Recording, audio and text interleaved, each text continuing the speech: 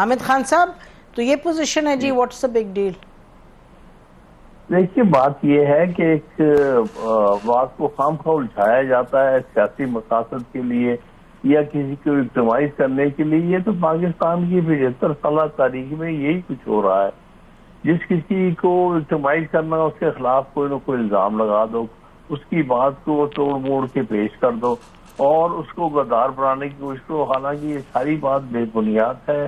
کس کو نہیں پتا کہ عمران خان، پاکستان تحریک انصاف اور اس کے جتنے اور بھی لیڈر اور کارکن ہیں وہ سب محب وطن لوگ ہیں.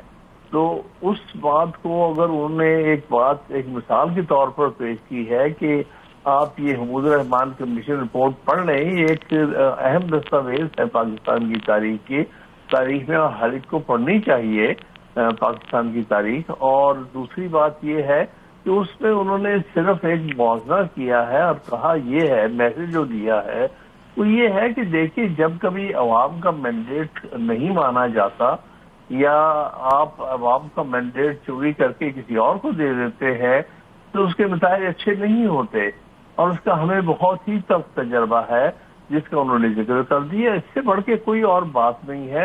بات کو الجھایا جا رہا ہے، صرف مقصد عمران خان صاحب کو وکٹمائز کرنا ہے.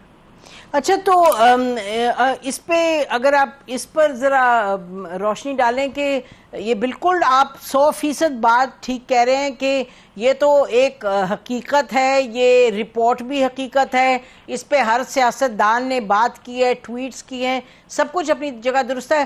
ہمیں لگتا یہ ہے کہ چونکہ آخر میں اس ویڈیو میں جو اگر اس کو دیکھیں تو سمجھ یہی آتی ہے کہ کیونکہ جنرل عاصم منیر کی تصویر ہے ایک طرف اور عمران خان صاحب کی، اور کہا جا رہا ہے کہ اچھا بتائیں غدار کون ہے، تو اس وجہ سے یہ جو تمام انکوائری شروع ہوئی ہے. تو آپ اس پر کیا کہیں گے حامد خان صاحب، جبکہ ابھی بھی عارف علوی صاحب کہہ رہے تھے کہ سٹیک ہولڈر سے ہی بات کریں گے؟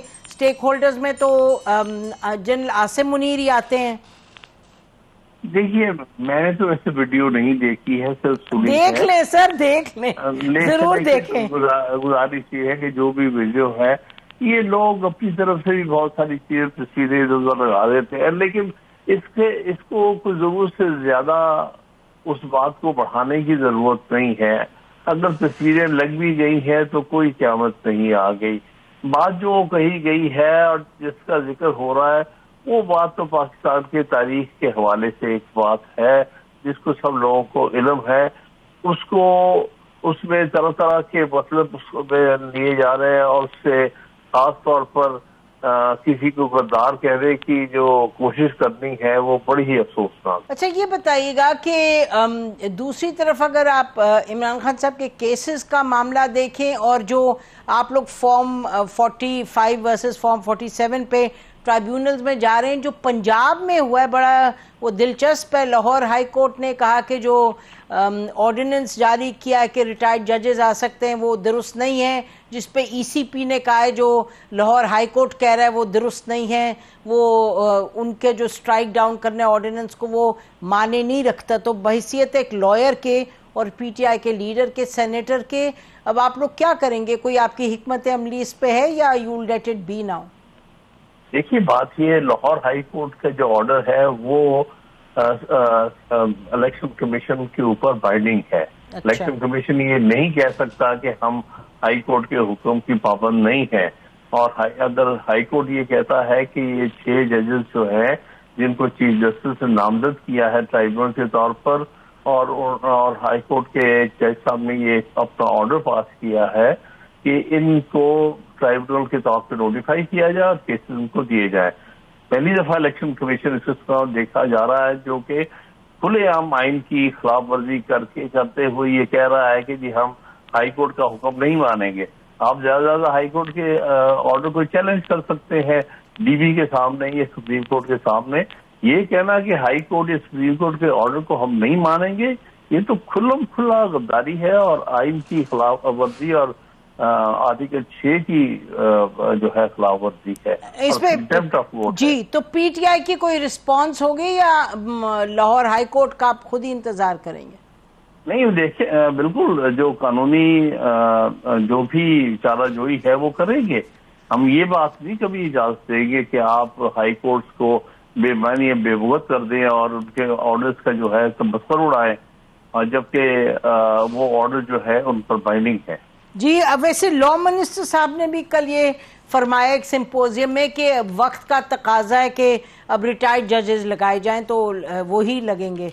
बहरहाल आप कह रहे हैं कि आप इसको मामले को लेके जाएंगे इनटू कोर्ट। और आप उस दिन हम देख रहे थे कि किसी के शो में आप फरमा रहे थे कि चीफ जस्टिस साहब के हवाले से जो ये कहा जाता था पीटीआई में कि चीफ जस्टिस साहब केसेस में मत आए, सुप्रीम कोर्ट के जो ऑनरेबल चीफ जस्टिस साहब हैं, आपने कहा वो पुरानी बात है, बात ठीक हो गई। लेकिन अभी जो 2 रोज पहले इन्होंने की है अपनी कोर कमेटी की मीटिंग, उसमें तो उन्होंने पूरा फिर से कहा है कि जी चीफ जस्टिस साहब मत आए, किसी उस बेंच पे ना बैठें जिसमें कि इमरान खान के केसेस हैं और साथ पीटीआई के कोई भी cases. Is that the party position now senator साहब?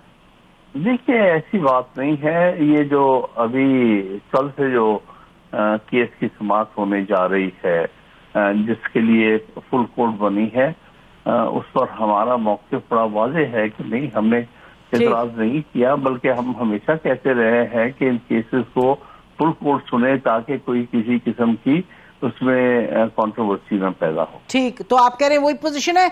आखिरी सवाल के ये जो अलीमा ने कहा है उनकी बहन ने, और अभी हमने सुना है भी कि उन्होंने कहा कि जी वो ब्लड जो हैं सैंपल्स जो हैं उसके रिजल्ट हमें नहीं मिल रहा और हम इस पे परेशान हैं और वो हमारे भाई को कुछ हो ना जाए एक्सेट्रा, जहर दे दिया जाएगा। तो ये क्या पार्टी की भी पोजीशन है या is it just a sisters position?